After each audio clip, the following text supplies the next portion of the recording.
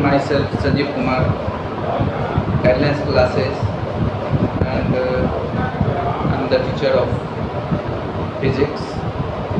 So first of all, सबसे पहले तो हम लोग अपने सिलेबस को देखें, क्लास 10 के सिलेबस को, कि क्लास 10 के सिलेबस में फिजिक्स के अंदर हम लोगों को पढ़ना क्या है। तो यहाँ पर फिजिक्स में हम लोगों को 5 चैप्टर जो है वो दिया गया है।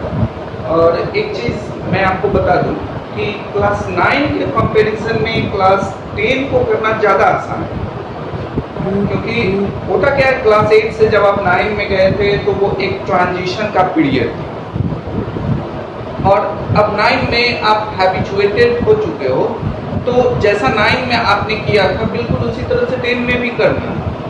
तो इसलिए और सिलेबस जो है वो ज़्यादा आसान हो जाता है, क्योंकि आप ऑलरेडी हैबिचुएटेड हो चुके हो कि क्लास 9 10 में पढ़ते कैसे हैं।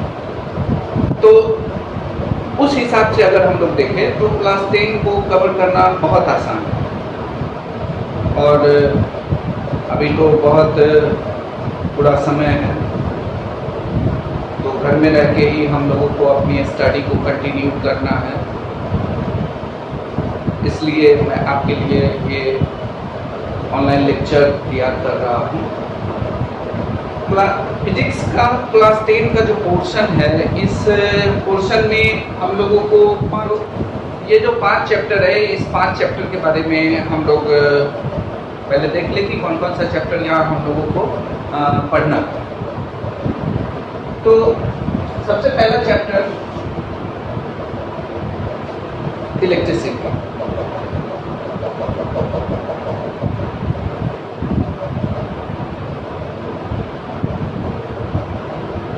और इस इलेक्ट्रिसिटी चैप्टर के अंदर हम लोगों को थोड़ा सा इलेक्ट्रोस्टैटिक फोर्स के बारे में पढ़ना है। उसके बाद करंट इलेक्ट्रिसिटी के बारे में पढ़ना है।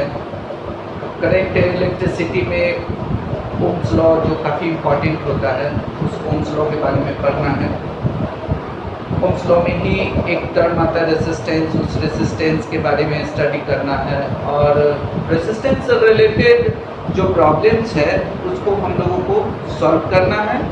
कॉम्बिनेशन ऑफ रेसिस्टेंसेज के बारे में पढ़ना है। और यहाँ पर करंट का एक इफेक्ट भी हम लोगों को पढ़ना है at the last, heating effect of current. और हीटिंग इफेक्ट ऑफ करंट कर लेने के बाद फिर लास्ट में वो पावर हम लोगों को करना है। तो इस इलेक्ट्रिसिटी चैप्टर के अंदर हम लोगों को इतने टॉपिक्स के बारे में पढ़ना है: potential difference, current, Ohm's law, resistance, heating effect of current, and finally power. That are the first chapter includes this topic. दूसरा चैप्टर जो हम लोगों को पढ़ना है यहाँ, वो है मैग्नेटिक इफेक्ट ऑफ करंट।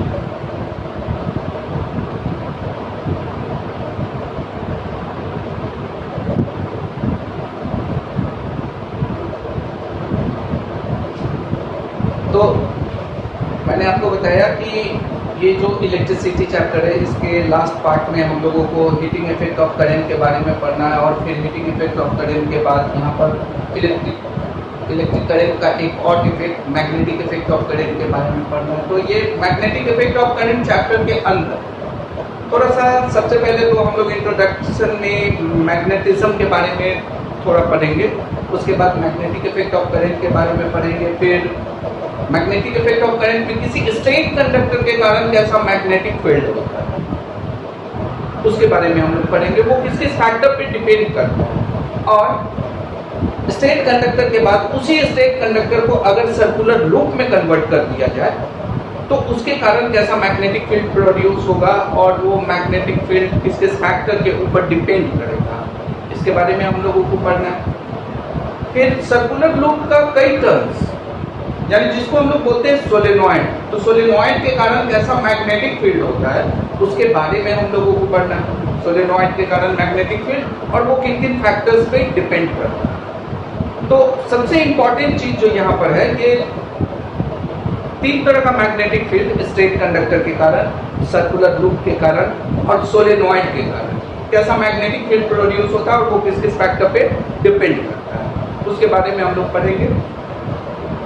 उसके बाद हम लोग ये देखेंगे कि किसी करंट कैरिंग कंडक्टर को अगर मैग्नेटिक फील्ड में रख देते हैं तो क्या what happens when a straight current carrying conductor is placed in the magnetic field. तो बाद में हम लोग चैप्टर में पढ़ेंगे कि उसके ऊपर एक फोर्स लगने लगता है और वो फोर्स किन किन फैक्टर्स पे डिपेंड करता है, उस फोर्स के वैल्यू को हम लोग कैसे बढ़ा सकते हैं, कैसे घटा सकते हैं, और इसका एक प्रैक्टिकल एप्लीकेशन है। Force on the current carrying conductor placed in the magnetic field, इसका एक प्रैक्टिकल एप्लीकेशन है। इसी के ऊपर हमारा इलेक्ट्रिक मोटर जो है वो फंक्शन करता है, काम करता है। फिर हम लोग पढ़ेंगे इसी चैप्टर में मैग्नेटिक इफेक्ट ऑफ करंट में electromagnetic induction, EMI, electromagnetic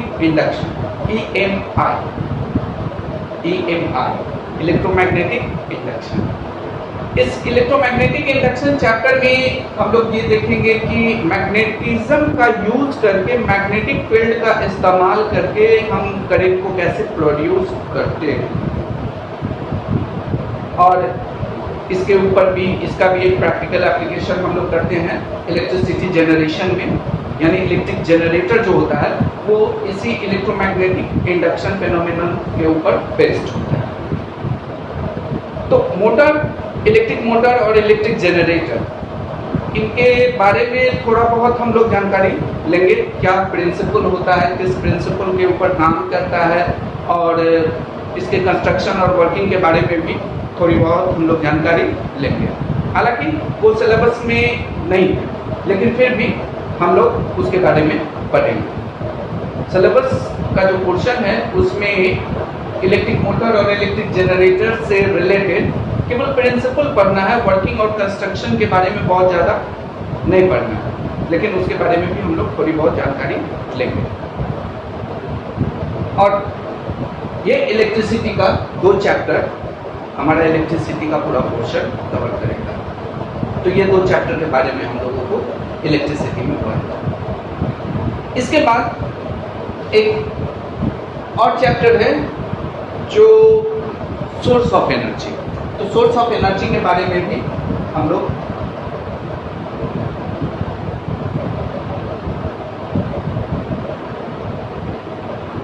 source of energy के बारे में भी हम लोग यहाँ पर पढ़ेंगे।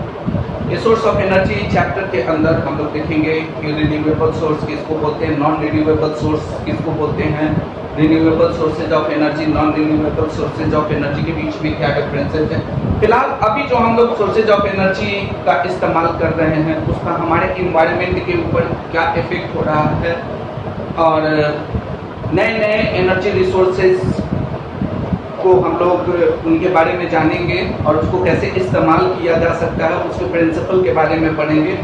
तो सोर्स ऑफ एनर्जी चैप्टर में बहुत ही मज़ेदार चैप्टर है और हमारे इन्वायरमेंट से रिलेटेड है, इसलिए इसके बारे में भी हम लोग स्टडी करेंगे। सोर्स ऑफ एनर्जी चैप्टर के बाद लाइट का यहाँ पर 2 चैप्टर हम लोगों को पढ़ना है। लाइट का पहला चैप्टर जो होगा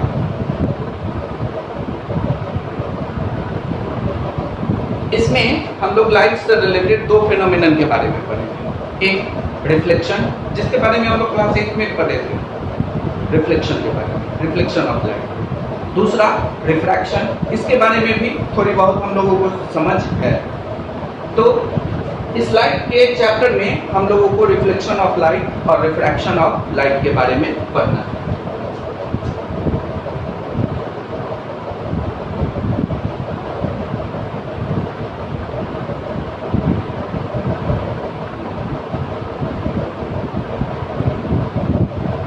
और फाइनली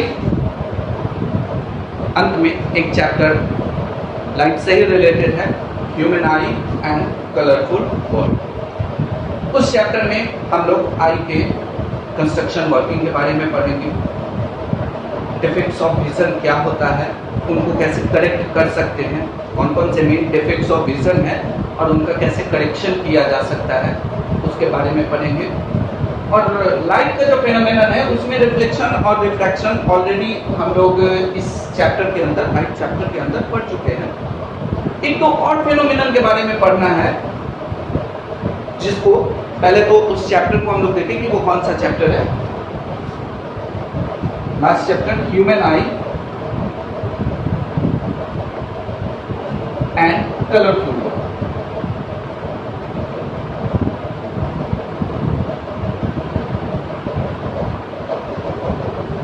तो हमने बताया आपको कि लाइट में, लाइट से रिलेटेड दो फेनोमेनन, रिफ्लेक्शन और रिफ्रैक्शन ऑफ लाइट के बारे में तो हम लोग लाइट चैप्टर में पढ़ लेंगे। यहाँ इस चैप्टर के अंदर human I and colourful world, इस चैप्टर के अंदर लाइट से रिलेटेड कुछ और फेनोमेनन के बारे में हम लोग पढ़ेंगे, जिसमें एक है डिस्पर्शन ऑफ लाइट, उसके बाद स्कैटरिंग ऑफ लाइट।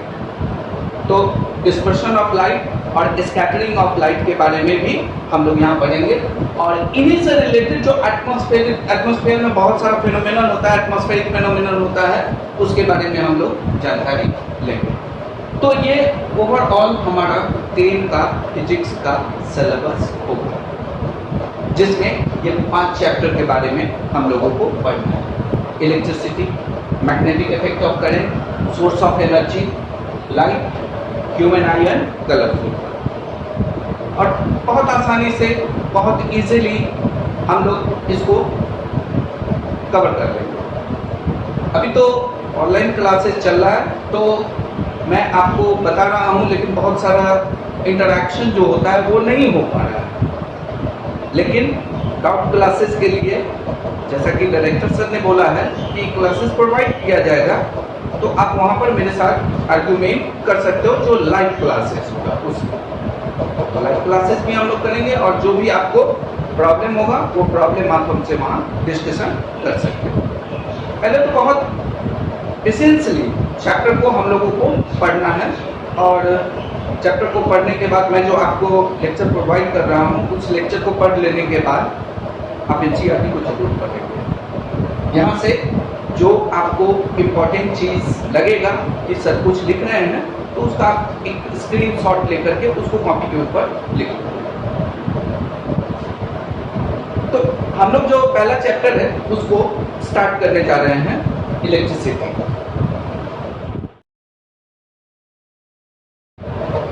तो इस इलेक्ट्रिसिटी चैप्टर में, ये ऐसा चैप्टर है फिजिक्स का, ये ऐसा ब्रांच हो जाता है जहां पर हम लोग चार्जेस के बारे में स्टडी करते हैं। और इलेक्ट्रिसिटी जो है वो हमारा 2 सेक्शन में डिवाइडेड हो जाता है। It is divided in 2 parts.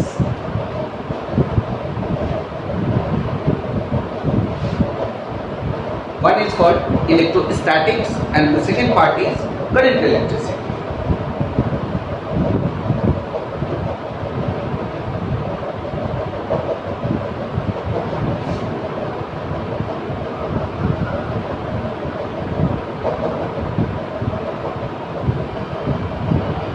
तो ये इलेक्ट्रिसिटी का 2 पार्ट है, इलेक्ट्रोस्टैटिक्स और करंट इलेक्ट्रिसिटी। क्लास 10 का जो पोर्शन है उसमें इलेक्ट्रोस्टैटिक्स के बारे में हम लोगों को बहुत ज़्यादा नहीं पढ़ना है। मेनली हम लोगों को यहाँ पर करंट इलेक्ट्रिसिटी के बारे में ही पढ़ना है। लेकिन इलेक्ट्रोस्टैटिक्स में एक लॉ है, कूलम्ब्स लॉ, उसके बारे में थोड़ी सी चर्चा की गई है हमारे बुक में, हमारे सिलेबस में।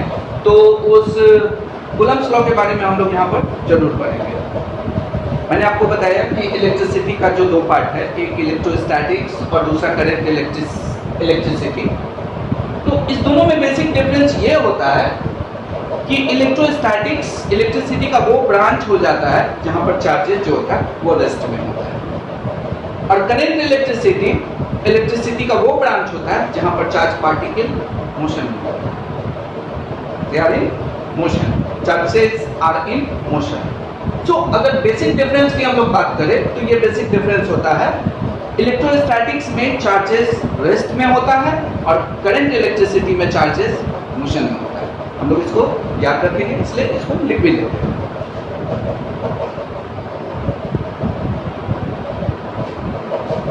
चार्जेस इन रेस्ट, चार्जेस इन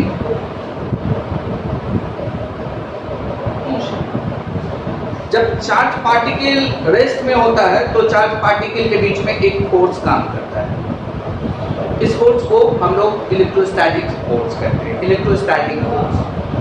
और इस इलेक्ट्रोस्टैटिक फोर्स के लिए कूलम्ब्स ने जो लॉ दिया है उसी को हम लोग कूलम्ब्स लॉ के नाम से जानते हैं। तो ये जो कूलम्ब्स लॉ है, कूलम्ब्स लॉ में ये कहा जाता है कि अगर दो चार्ज बॉडी है, सपोज करो दो चार्ज बॉडी है ए एंड बी, और इनके ऊपर चार्जेस है Q1 और Q2।